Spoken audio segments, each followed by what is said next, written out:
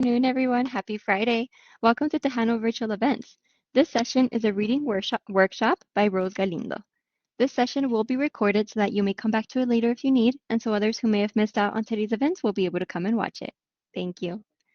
So now, at this time, please mute your mics for the best sound experience. Otherwise, the feedback could interfere with information we will be sharing today. Without further ado, I'll pass it on to Ms. Galindo so that we may begin.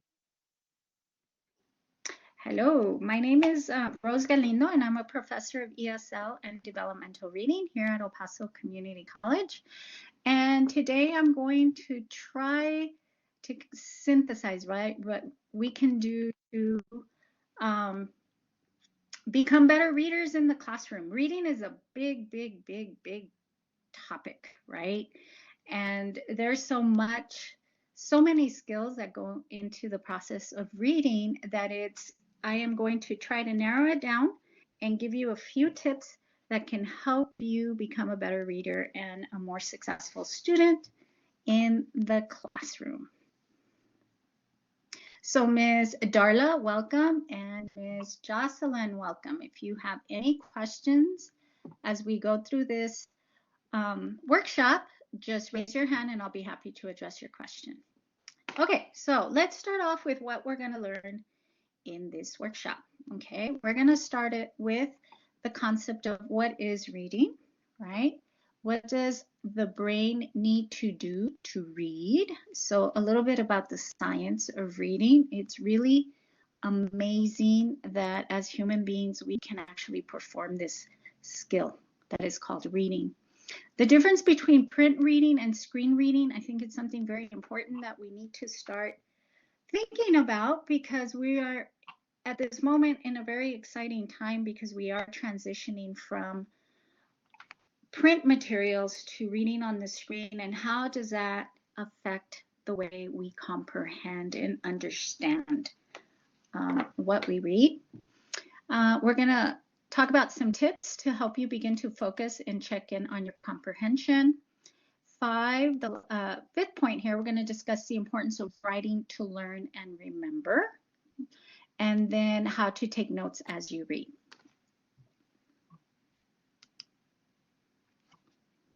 Okay, so let's talk about what is reading. So if we were to give reading a formula, we would have to combine word recognition, which includes everything from sounds, the combinations of sound, the meaning of words, and how we use that meaning of words in context. And then we also want to add that to language comprehension, right?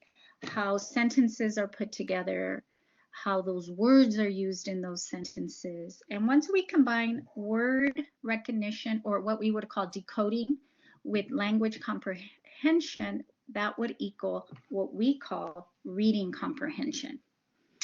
And when we're talking about word recognition and language comprehension, it involves lots of really complex skills. So it's really important that we understand what happens in our brain when we read. And why is this important?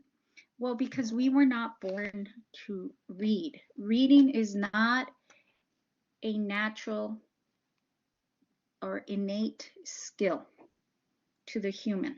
Languages, right? We're born to speak, to create language, and to use it verbally. But when it comes to reading, we have to kind of recycle old circuits in the brain, right? And then we have to use those circuits and adapt them to perform this skill we call reading. So now we have to use our eyes to scan across the page, drop the eye, scan back across the page. So we're moving the eyes back and forth.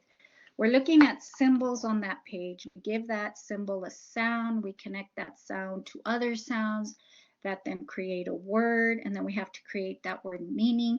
So in order for us to read, we have to actually connect systems that were designed to work maybe more in isolation, and now we have to make them work together. So we're actually wiring the brain, right, to perform this act of reading. And some neurologists call this, they say that it's like plowing. You know, when you plow a field, it's a very hard process where you have to dig in through that dirt, right? So you actually have to plow that brain. You have to wire it to perform this act of reading. For some people, this wiring or connections, it's a very easy process. For some people, reading is very difficult, and that just depends on your genetics, how you're born, right? So for some, you have to work a lot harder to be a fluent reader. And for others, you know, like I said, it's very easy. But if we look at, so let me get my little pointer here, right? When it comes to language comprehension, we have to look at background knowledge, right? We have to look at vocabulary. And if you're a second language learner, this can be pretty tough because vocabulary can then get in the way of your understanding of a text in another language. Language structure, right? How we form sentences, reasoning, and then our literacy, uh, literary knowledge, right? Or literacy knowledge. When it talks about print concepts and genres, whether it's if you're reading an informational textbook, a narrative, what are we reading and how much do we know of how those genres get constructed that helps our reading. And then word recognition that we talked about before, phonological awareness, decoding, and sight recognition of words, right? What words are we familiar with that don't get in our way with understanding? This is not sight words that you learn as a child in elementary school. So if you look at all these strands, these are all like different parts of the brain that really need to come together to form this act that we call skilled reading or fluent reading, or to create reading comprehension. In order to get really good at this, to become a very skilled reader, you have to read, right? The more you read, the better we get at it. Okay. The problem is when it's difficult to read, when you're having problems in some of these areas, then it becomes a real challenge and it gets really frustrating. But the real key is to really engage in that reading act and to read more. Students in college will naturally become better readers in the first year just because they are required to read more. Okay, so the more we read, the better we get at it.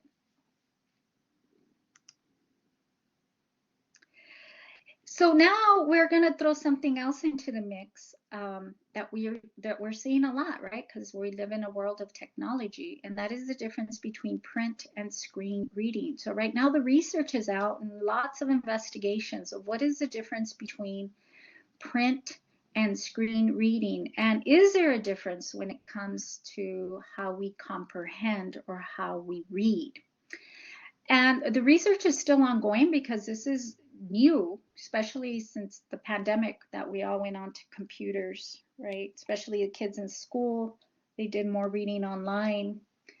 What we know so far, and this isn't a comprehensive list, these are some of the, this is a book that I read that I got some of this information from, and this is actually an article that I pulled some of this information from, but it's still ongoing. If we look here on the right side on screen reading, right? We skim when we read, especially on our phones, right? When we read on the phones, we mostly skim. We skim on mostly the left side of the screen. So if you really pay attention to how we're reading, we tend to just skim on the left side of the screen.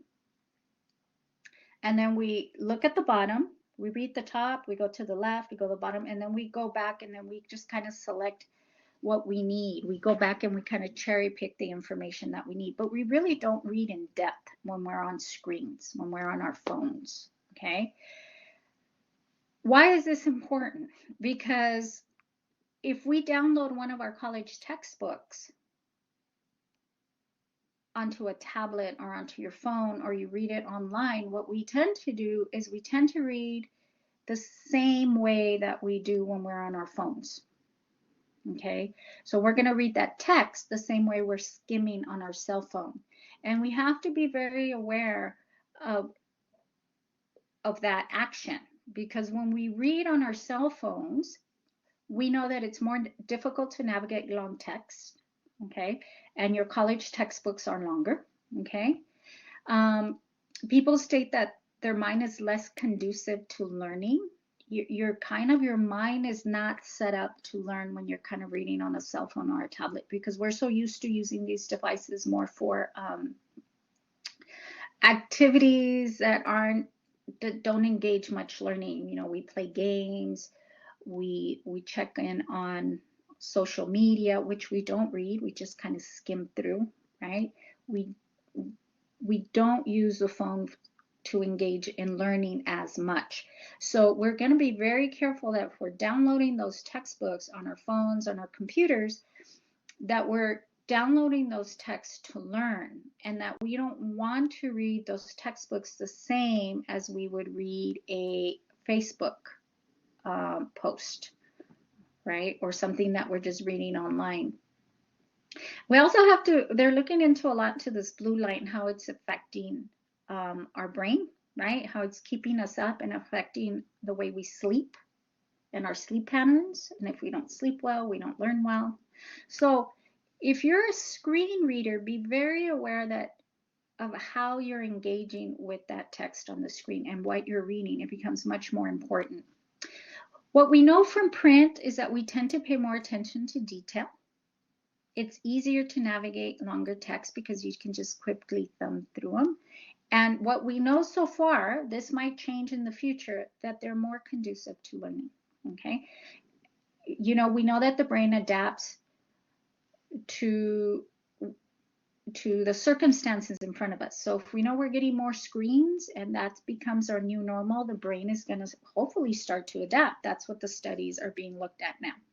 But whether you're reading on print or on the screen, if screen is something that you're reading on, please be aware that we do tend to read differently on the screen. And if you do have your biology textbook online or government, because I know like the government textbooks right now, in the fall, they're all going to be online, that you're not reading those textbooks as you would read a Facebook post, an article online, because you do tend to approach those differently. Okay, so let's start with some general tips of what we can do so that when we're reading, we can learn. All right, so we're reading to learn. So one of the first things we want to do, especially if you're not a reader, right? If you've never been somebody that's sat down, read novels, or you have what I like to call reading endurance, where you can sit down and read for an hour easily without being very distracted. And it's natural for your mind kind of to wander. But when we sit down to learn, and if you're not a strong reader, right? Somebody has read that has just been a reader since you were in elementary school. Then you want to start taking baby steps to kind of build your reading. You're not going to do it in a week or in two. You really have to build up that endurance. Just like if you were running, right? You're not going to be able to run 26 miles on the first day at that marathon. But if you train a little bit at a time, day by day, in a year, you'd be running a marathon, okay? So when you look at those college textbooks, right, look at the sections of the chapters. So maybe read sections of the chapter at one time, right? So you want to take one section and sit down and just read that one section at one time, okay? And then take a break. So break down those chapters into the sections. Or you can break it down with time limits. Sit down for half an hour at a time, okay? 15 minutes at a time to read, and then take a break and come back. Now, if you're going to do this, obviously it's going to require you that you build in some time management in there, because if your professor says you need to read chapter 5 by the next class, you have maybe a day and a half to read that. So you're going to have to break that chapter up into segments so that you'll be ready for the next class period. Take breaks. We now know from studies that taking breaks helps the brain relax and it helps you learn better, okay? So set the timer take a break, and come back. All right. As you're reading, take notes. Take notes, that annotating. And I'm going to show you a quote from a researcher, Dr. Huberman at Stanford University, that talks about this whole idea of writing as we read. Review and recall information frequently. So the key to learning as you're reading is not just reading and taking notes, but stopping and try to recall that information. Not just repeat it, but recall it. Okay, so you study, you take your notes, you put your notes away, and then you try to remember the information. And in that recalling, in that struggle of trying to remember, is the learning that takes place. And we'll talk a little bit more about that. So it's not just repeating information, it's kind of recalling the information that helps you learn. Okay? Quiz yourself often. So this is that whole idea of recalling that information. Okay? Use questions in the textbook to review. So this is a good way of helping you, recall or remember the information that you're learning. Use the textbook online resources to evaluate your understanding of the material. So if you're not a strong reader at first, you have to use all the resources that are available to you to help you understand what you're reading. The stronger that you become as a reader and better comprehension, you're going to notice that as you're using these questions to recall information, you're going to be recalling more and more because you become stronger in reading comprehension, so you're able to recall the information you read more easily. Okay, again, retrieval of information is key to learning. I can't emphasize this enough. I'm reading a book right now called Making It Stick, and this is the whole focus on the book, the retrieval process of learning. So we know that students who are in classes where professors quiz them on the information that they're learning, either at the end of the class or at the beginning of the class, or frequently throughout the class before they take the test, do better in remembering the information in the long term. So if your professor doesn't quiz you often, you quiz yourself, right? Quiz yourself as you go, and that will help you. Okay, so just to get you started, there's lots of strategies that are out there for reading, but these are the two that I find that have helped my students a lot in their content area classes. I worked with students in biology, in psychology, in history, government, okay? And these are the areas where they seem to say, okay, this has really helped, okay? So we're going to talk about just two simple strategies today. One's called using pronouns, right? Using pronouns, and the other one is using the punctuation as you read to help you comprehend. So what does this mean? So when we're talking about pronouns, right? Pronouns can be people, places, or things. Pronouns refer to, and this is a key, previously mentioned, right? To nouns previously mentioned in a reading selection. So I put a chart here of the pronouns. There's different types of pronouns, but the ones we're going to be really focusing on are these right here. Right here. Okay, subject pronoun and object pronoun. All right, and then we'll do a little bit of practice right now. So why is this important?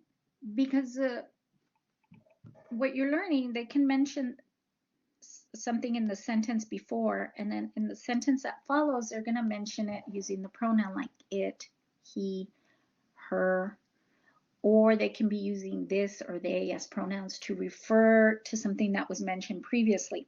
If the student isn't making that connection, then you really can get lost in the meaning of that text. And again, we'll be looking at that in just a minute. We'll be doing some practice. Punctuation. And what I mean by punctuation here is anything that happens before the period, before that sentence ends. So we're looking at commas, colons, semicolons, dashes, parentheses, and brackets. Okay? And we're not going to get into fancy grammar, right? I'm just going to say pay attention. If you see a comma, let that comma be like a sign for you to stop and check in on your comprehension. Okay? So I see a comma, I'm going to stop. Okay, that's my sign. Am I understanding what I'm reading? And if the answer is, well, not really, then go back and reread. Okay, go back and reread, pull the information from what you previously read, and then continue. Or if your mind wandered off, because it's natural for the mind to wander off, right? You're looking at the words, your eyes are scanning the words, and then you're thinking about that you have to make a call, or that you have to go get gas, or you have to pick up your child. Whatever it is that your mind starts wandering to, your eyes kind of just continue looking at the words on the page. If you come across a comma, a colon, a semicolon, dashes, parentheses, or brackets, if you see that, then train yourself to stop and check in. Where am I? Am I understanding? Did my mind wander off? And then go back and either reread, okay, or you can say, yes, I am understanding. If you are understanding up to the point where you hit the punctuation, then what I want you to do is stop and pay attention to the information that follows any of these punctuation marks, all right? Why is that important? Again, we're not getting into the fancy grammar, but after any of that punctuation, you may have an explanation of what you just read, an example, emphasis, you might see a definition, you might see repetition of information, or just more information. But the author put that punctuation there for a reason, right? They might be connecting ideas, they might be contrasting ideas. Whatever it is, make sure that you stop and pay attention to the information that follows. Okay, many of my students just keep reading and they don't realize that that comma just signaled to them that they got examples of what was just mentioned. And if they would have paid attention to the examples, then they would have understood what was being presented in the text. Okay, so again, after punctuation, right, an explanation, you can have an explanation, an example, emphasis of information, definition, repetition, or just more information. Just pay attention. What's there?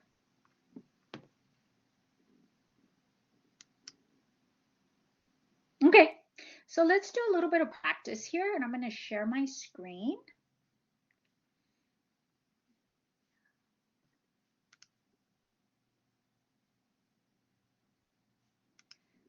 Give me 1 second.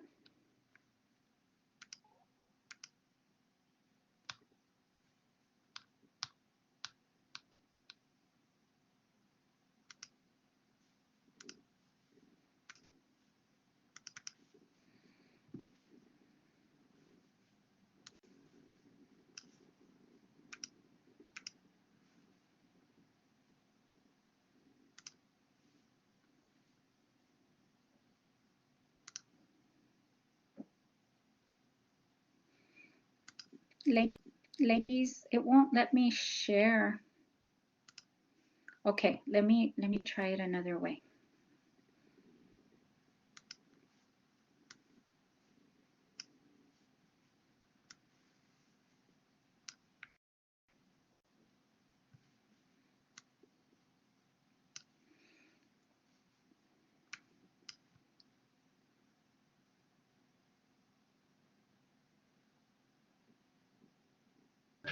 Are you able to get it, Miss Rose? It's converting it. I see. Yes, ma'am. Normally, it just gives me the option of sharing my screen, the opposite screen, but it's not letting me do that. I don't know why. It's okay. I got it. Okay. All right, no problems. Can you all see my screen? Yes, ma'am. Yay. Okay. So let's look at this. I was going to put two screens up and kind of type up, but we'll work on it with like this. Okay, so remember we talked about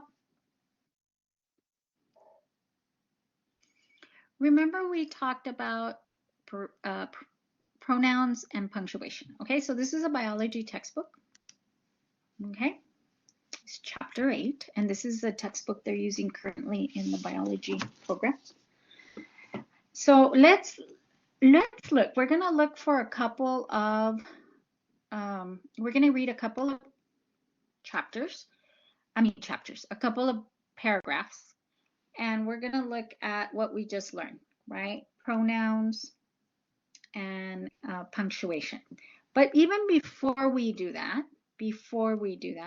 let's just look at how textbooks are designed to help you learn information, right? We're going to use the textbook companies understand, especially when they're freshman level classes, that this is probably the first time that you encounter the information at college level. And they're going to want to design that textbook as easily as, and how can I say, as student friendly for the student to be able to learn the information. So if you just look here, okay, they use pictures, and these aren't just random pictures. I mean, they're using it as an introduction to what they're just about to teach. And if you notice here, I love this because they give you kind of like a visual of how the chapter is organized in the sections, each section in the chapter, okay? And it says in this chapter, you will learn how enzymes use energy to drive the chemistry of life. And then it breaks it down into these 5 different areas, and then it's subcomponents. If you notice, these are in purple. And I want to emphasize this just right now. This is your introduction. Just like you have introduction, body, and conclusion when you're in your writing class, textbooks have introduction, bodies, and conclusions as well. So if we look here, let me make this larger. You notice there it is in purple, right? What we just saw. See how the color matches the 8.1 that they had before? And if you notice the size of the font as well. So this is large. This is a major category. If you notice, this is smaller. These are the smaller categories. Science textbooks do a wonderful job of having illustrations to help you understand what they're trying to communicate to you in words. So when you have here refer to 8.1, refer to 8.1 because they put this in here to help you visualize what they're trying to explain.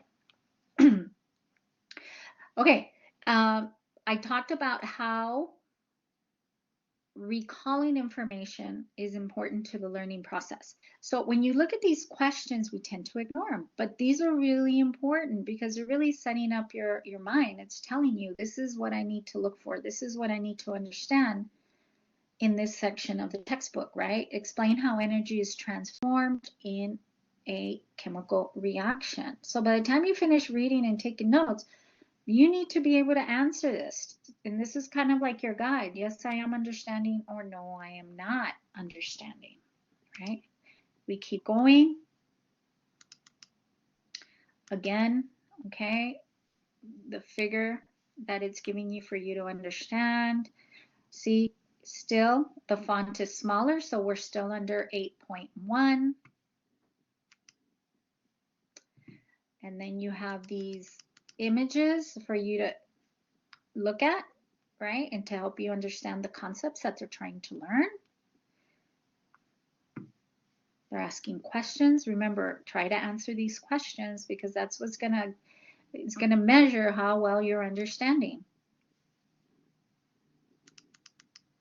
And then again, at the end, check your understanding. So here are the questions that you can use, right?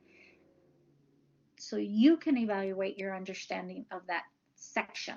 So if you're supposed to read chapter 8 for the week, maybe you can do 8.1 Monday, 8.2 Tuesday, right? So that you're reading it little bits at a time so it doesn't feel so overwhelming that you have to sit down and read a whole chapter before the next day. Break it down into sections, okay? And here you go. 8.2, your next chapter. I'm sorry, not your next chapter, the next section of the chapter with the questions to get you started. Okay, so use all of this to help you, right, learn the material. See where it says in parentheses, see bio skills 3. There's a reason they're referring you back here. Okay, figure 8.4. Refer back to that figure to help you learn that information. So let's go back here. And let's read using parentheses, commas, punctuation, and pronouns. All right, so cells are dynamic, and then it's a period, right? When we have a period, period means, literally means end of thought. Okay, that's what sentence means. Okay, in each of your cells, see this comma? So what did it just say? In each of the cells, millions of micromolecules are continuously assembling and disassembling. So this is what's happening in each of the cells. Okay, the macromolecules. Proteins transport substances across cellular membranes. So now we have the proteins that go across the cellular membranes. Vesicles ferry cargo between organelles and to other destinations. So in each of your cells, all of this is happening, right? And you have those commas. It's telling you this. It's a series of what's happening in each of those cells. Period. So we finished that thought. These activities. So when you see these, that, this, okay, remember it's referring to what you just read. What you just read. Okay, what you just read. So what did you just read? Everything that happens in your cells. Right? So these activities. What activities? Continuously assembling and disassembling of the micromolecules, the protein transportation, the vesicles that ferry cargo between the organelles. So you go back and you connect what these activities mean. You just don't keep reading. Okay? Change constantly in response to the signals from other cells or environment. What is responsible for all this activity? The answer is twofold. What do I have here? A dash. What did I just finish? Twofold. What's twofold? Energy and enzymes. So what am I going to do? I'm going to stop. I'm going to check in on myself, right? Am I understanding? Yes. What did I just read about? Twofold. What does twofold mean? Energy and enzymes. Okay. Because staying alive takes work, comma. Okay, cause and effect here. There is no life without energy. Life, comma, we're going to pay attention, at its most basic level, so we're talking about life at its most basic level, consists of chemical reactions and catalyzed by enzymes. Okay. By using enzymes to direct which reactions occur and when, comma, check in on yourself, right? Life possesses the distinguishing feature of creating order from a naturally disordered environment. All right. And then we have here in this chapter is about enzymes, how enzymes work and help us. So here, this is called your thesis, right? If you're in a writing class, here's your thesis of your chapter, right? And it's announcing it. So we're going to pay attention here to this dash, and let's just finish this. In this chapter is about how enzymes work to help cells acquire and use energy, period. It is also your introduction to metabolic pathways, dash, right? Pay attention. We're going to get more information about what you just read, metabolic pathways. the ordered series of chemical reactions that build up or break down a particular molecule. So what's a metabolic pathways? Well, your answer is right after that dash. There's your definition there or explanation. Okay, so let's begin by reviewing some fundamental concepts about energy and how it is used. So really quick, we're going to go over one more paragraph here, and then we'll get back. So now we're in 8.1. We're going to pay attention to the top. What happens to energy and chemical reactions? Okay, so we're going to pay attention to all this punctuation that we have here. When biologists consider the amount of energy in a chemical reaction that is available to do work, comma, they, here's your pronoun, right? Who's they? Biologist. Evaluate two types of energy. See the colon here? So we're going to stop, pay attention. What did we just read about? Two types of energy. Okay? And what are those two types? Kinetic and potential energy. And it's telling you where to go back. Kinetic energy is, right, energy of motion. So there's your definition. All moving objects have kinetic energy. And then it gives you examples, right? Sound, thermal energy, electricity, and electromagnetic radiation. Parentheses, pay attention. More information about what you just read. Radiation, what is it? Example, light. Are other forms of kinetic energy. Potential energy is, provides you the definition. And then different forms of potential energy include gravitational, and then they give you here the examples. Okay. So we're going to come back to this in just a minute, but look at how much punctuation you have in between your sentences that you can use to stop, check in on yourself. Am I understanding? If not, we're going to go back, pull the information you need, and then continue reading. When you see the punctuation, you're going to get more information about what you just read, the existence of two types of energy. What are the two types of energy? Kinetic and potential. Okay, so you're going to get more information about what you just read. So I'm going to go back to my PowerPoint because I don't want to run out of time.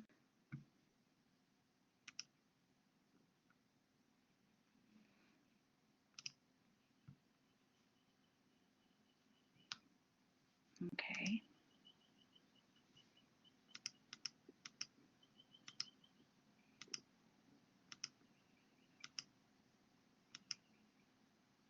Okay, so another way that we can engage in learning as we read is by writing, taking notes.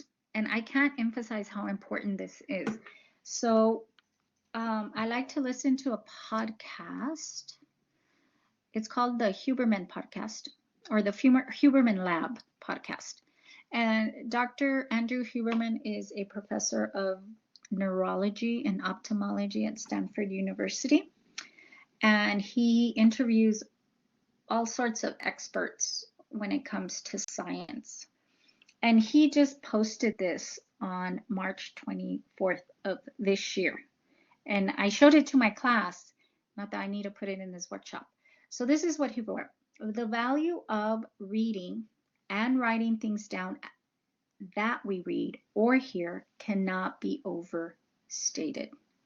Two experts, guests, who specialize in speech and memory, on the Huberman Lab podcast explain that when we read, text, or listen to something, so think of a lecture, class lecture, and then write key aspects, takeaways, down by hand, not typing, it engages our motor control centers in ways that deeply embed that information to our memory. So writing, right? This act of actually writing, taking notes, however cursory, right? Even if it's not, if you're doing it quickly, turns out to be the best way to remember and implement information later, right? Taking a test. So I can't overstate the importance of writing information down. But how do we want to write the information? It's just not sitting there and writing it just like in paragraph formats. So if I were to look at these two, right? These two, just by looking at it, I know there's just a bunch of lines, but which one of the two would you prefer to study, right? Just by looking at this has a lot of information coming at you. It's unorganized, right? May or may not be in complete sentences. But if you look at this side, and I know you've probably seen this, it's called Cornell notes, right? These tend to be more visually, right? Visually appealing. You want to approach this because they're in little like pieces of information. It's like all this information coming at you at once. It's little bits of information. They're in chunks, and then you kind of want to, it's easier for your brain to take in because it feels like it's more organized, right? So if I look here, let me put two notes up. So look at the difference. Which one seems like you would want to study off of more? This one on the left or the one on the right? Let me see if I can make it a little, oh, right? So if you look here, the one on the right has color, right? It's not long sentences. There's short pieces of information. There's arrows pointing at it. This is one of my students in a biology co-requisite class that I had. She liked to draw pictures to help her learn. She actually did a really nice job with this. And this, you want to kind of approach this and learn.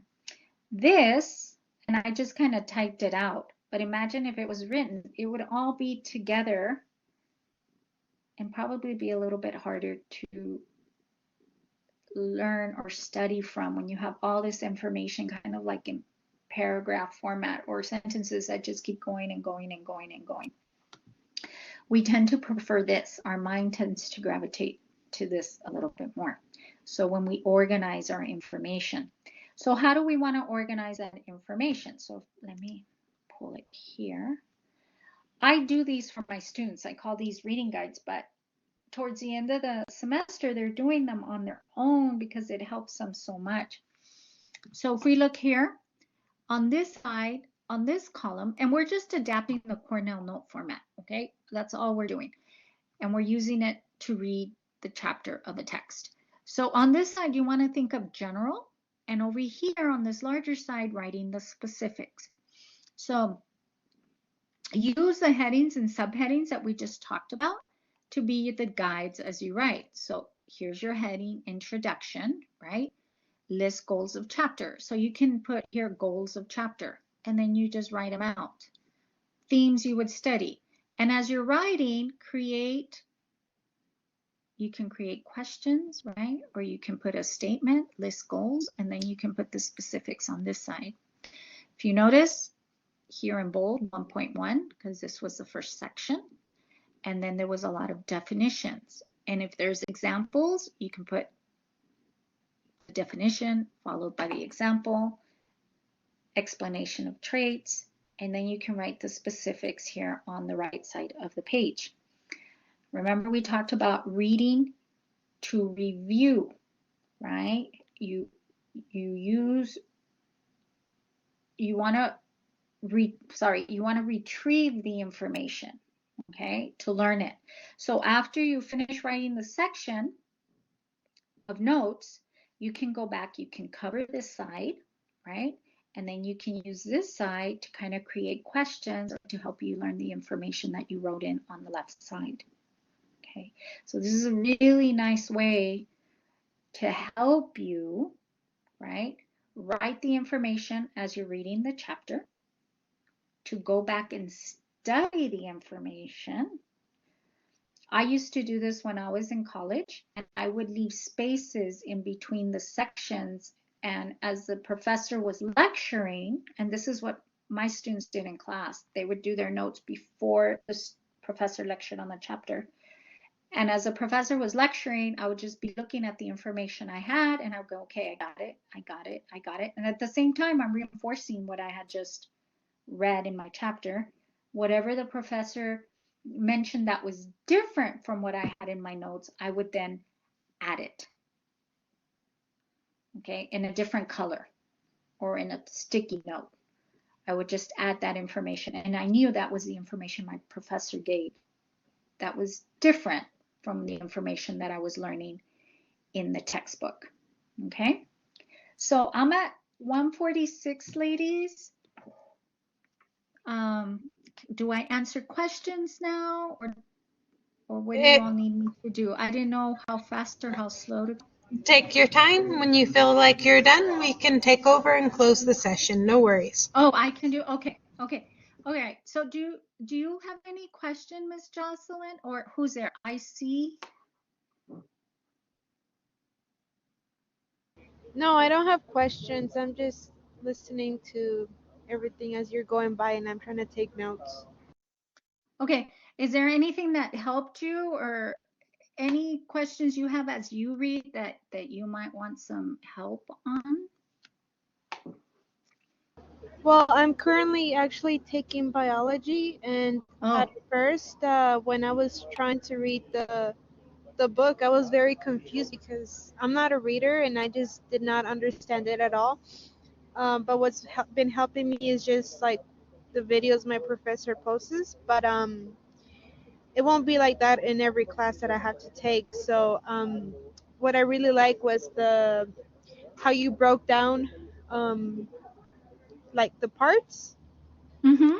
how you started off with the two simple strategies, and then how you just started breaking everything down and uh, Oh, reading by the number, and then oh, you're so. like, yeah. Biology is a tough one. Let me tell you why, Jocelyn. Because biology, you almost have in all the sciences. Are you going to be a nurse?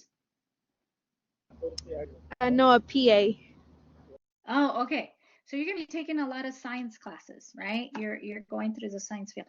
Anything in science does not tend to repeat itself. So once that information is presented, like in chapter 1, it's not going to be repeated in chapter 2. But you're going to need the information in chapter 1 to understand what's going on in chapter 2. So in any like science type classes, you have to learn the information when it's presented for you. So that whole idea of checking in, do I understand, and going back and making sure you're understanding the concept is really, really important, especially in your science classes. Yes, I agree with that. Okay, so that's a really important part. Okay, I see. What classes are you taking?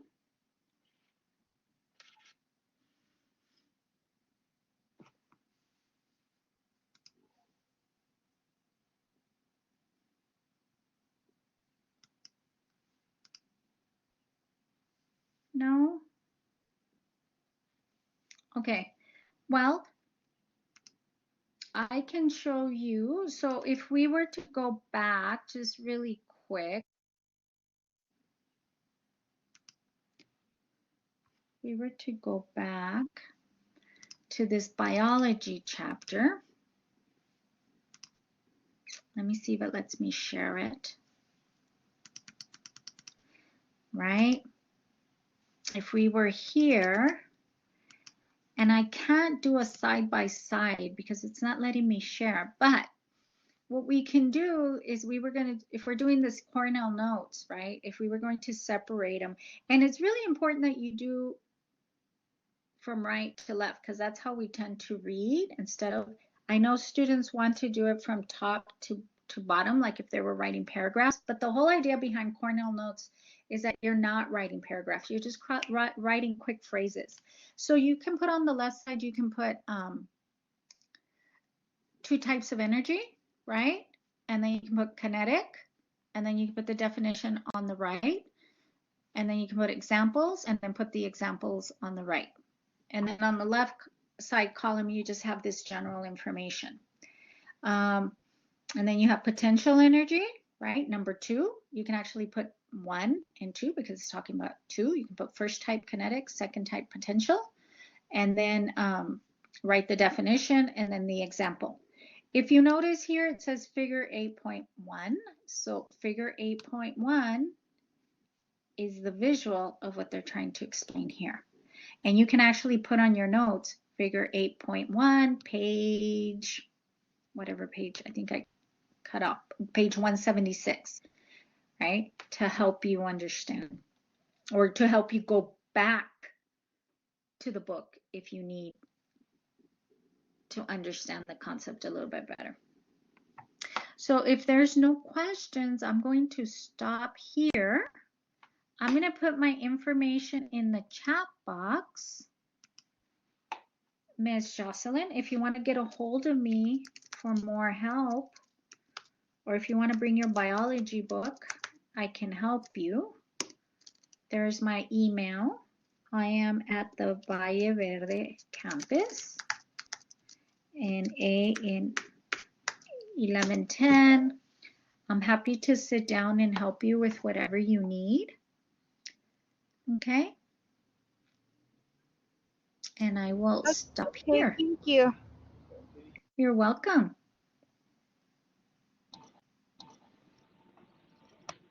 Thank you, Ms. Galindo, for the wonderful presentation. We want to thank the audience for coming in today and for being a wonderful audience. We shared the Tejano Passport link earlier so that everyone can receive their points for coming in today. I'll share it again just in case somebody missed it or they needed the link again. If anyone has any questions for Ms. Galindo, feel free to turn on your mic or to use the chat box. And we'll be back next week at 1 p.m. with a presentation by the EPCC Mental Health Committee. We hope to see you all again, and we hope everyone has a restful weekend. Thank you all.